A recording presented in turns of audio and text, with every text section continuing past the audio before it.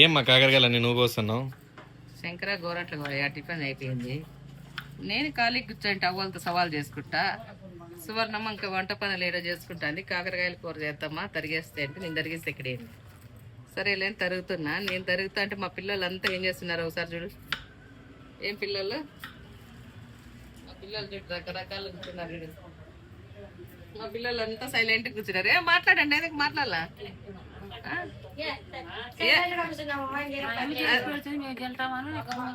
చూడా మా అమ్మ చేసి పెట్టిందేదా అని గమ్మ కూర్చున్నారంటమ్మా.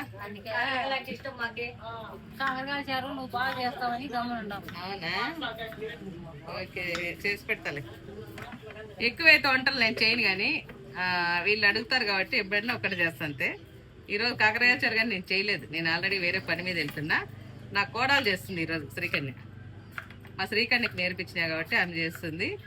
నేనైతే బయట పని ఉంది వెళ్తున్నా. కొత్త ఆశ్రమం కడుతున్నాం కదా, కొద్ది రోజులు మీకు వంటలు చేయాలంటే నేను ఆ పనులు చూసుకోవాలి కదా. ఈరోజు సోమవారము, మన బేల్దారికి డబ్బులు ఇవ్వలేదు కదా, ఆ పని మీద వెళ్తున్నా.